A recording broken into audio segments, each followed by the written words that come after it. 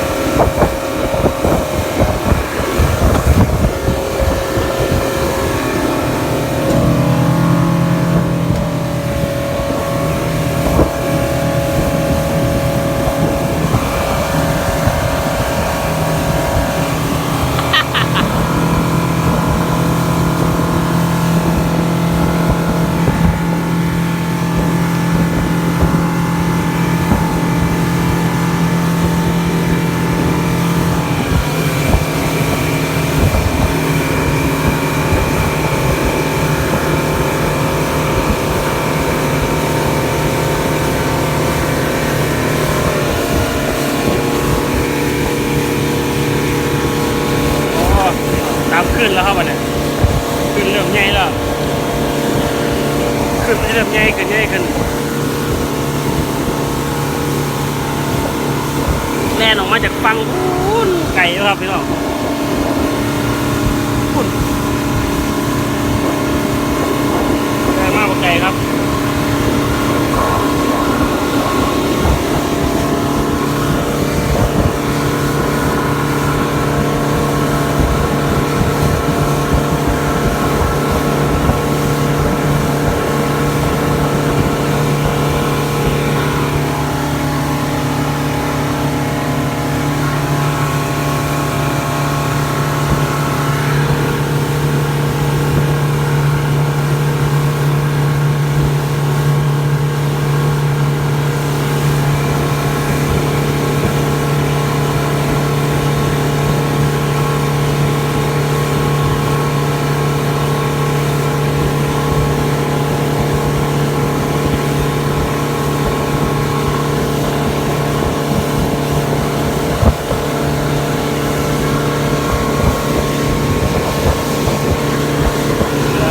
ขึ้นครับเนี่ย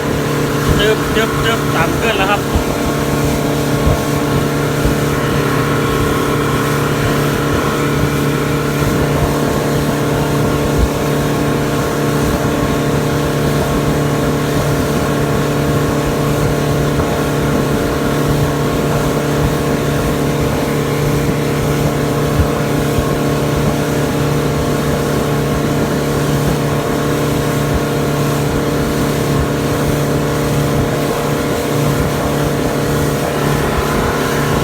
หิน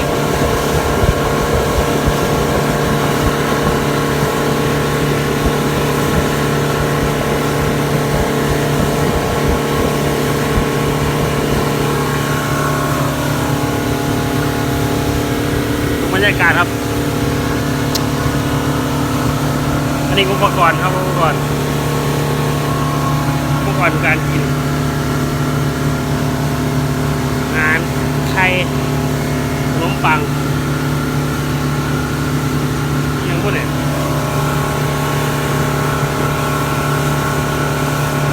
เนื้อดีๆไม่กลัวความกลัวหน่อยไม่น้ำเกี่ยง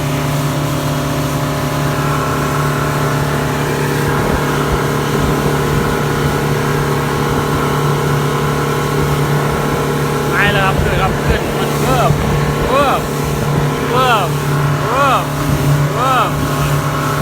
ต่ำขึ้นครับอากาศนี่ต่ำขึ้นโอ้ยภูเขามีแต่ภูเขาหินไม่ค่อยเวียนต้นไม้หรอก นิ่งเนาะ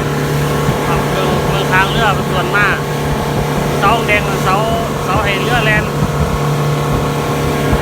เรือส่วนมากเนี่ยอันนั้นก็แลนเร็วกันโอ้ยสุดยอดแล้วไปแล้วโอ้เอาเลยครับไปเบิ่งเครื่องยนต์โอ้ย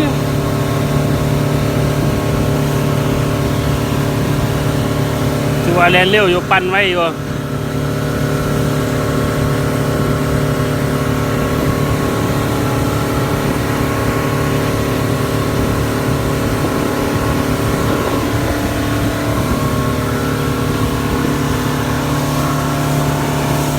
ยืนในกล้องดิให้เขายูทูบว่ะ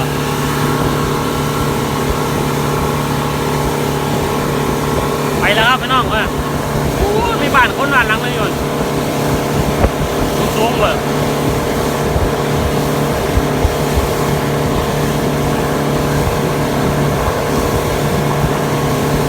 มาแล้วครับพี่น้องเอ้ยมาแล้ว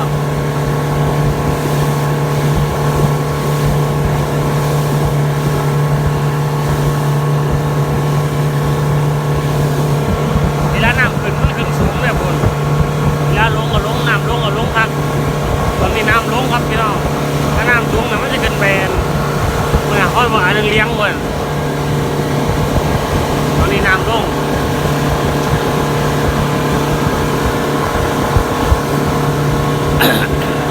อันนี้กับบ้านคนมีไฟฟ้าใส่คนอะไรเนี่ย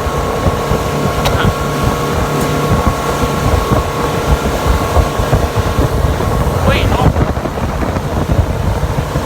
มามองนี่ครับ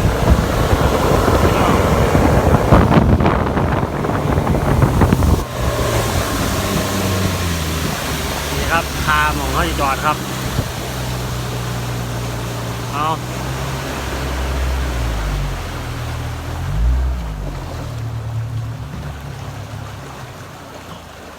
อย่าบอกด้วยว่าขนาด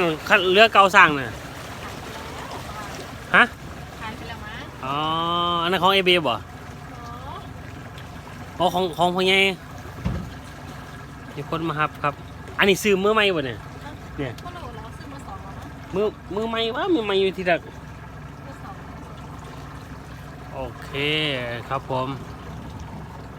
จอดเทียบท่าแล้วครับผมกะสิขอจบคลิปไปสักนิดนะครับเนี่ยท่าที่จอดครับสวัสดีเอายังก่อนแฮ่แล้วคนไทยยังแง่ครับเนี่ยครับเรือจอดไม่ยกขึ้นว่าไปพัดมาเองครับไปพัดอยู่ข้างล่างหุ่นเห็นปะเวทเจนน่ะมันก็สิอวยเองของมันครับมันจะอวยซ้ายอวยขวาอวยซ้ายอวยขวาแง่เนี่ยพอสิจอดกำลังคอยพอนเข้าไปมันก็สิอวยซ้ายอวยขวาจืดนี่ครับเพื่อจะกดใส่เลี้ยวขวางมันเลย